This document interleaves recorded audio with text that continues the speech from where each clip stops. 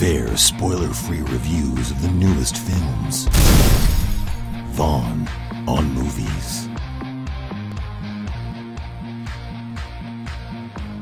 Brought to you by magneticwebmarketing.com and by scriptwriterpro.biz. In the computer animated film Rango, Johnny Depp stars as the titular lizard, a house pet out of place in the Nevada desert. Rango wanders into the town of Dirt, where water is treated like currency. Trying to fit in, he embellishes on his accomplishments, is appointed sheriff, and makes it his duty to uncover the mystery behind the town's drought. Well, the thing with Rango is, oh look, it's Gore Verbinski. Hey Gore, Vaughn Fry here.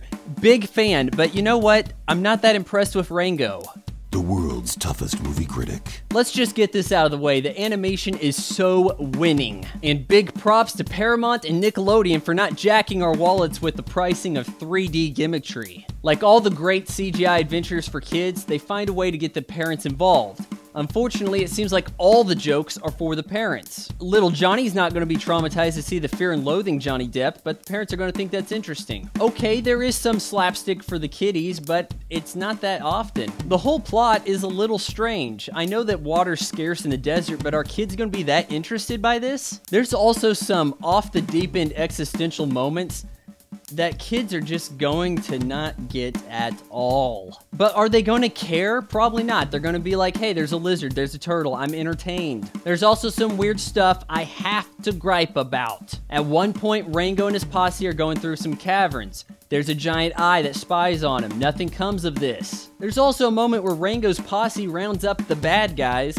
and he brings them into custody despite being greatly outnumbered. Lastly, a major pet peeve of mine for these animals with human characteristic movies is that there's always like a slave animal. For example, there's Pluto, he's Mickey's dog, right? But Goofy's also a dog. So why does Goofy get to wear the clothes and talk? Well, in Rango, there's ostriches that get ridden around like horses. There's also a hawk that is a menacing, speechless creature. The problem here is that there's other birds in the movie that act just like us. So why is it that the thing I'm gonna call an eagle gets to shoot guns while the other stuff has to behave like animals? I know I'm nitpicking.